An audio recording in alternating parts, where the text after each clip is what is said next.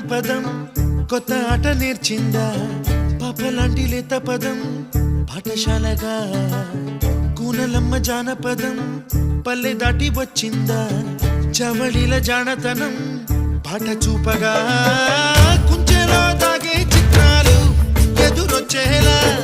అంతటా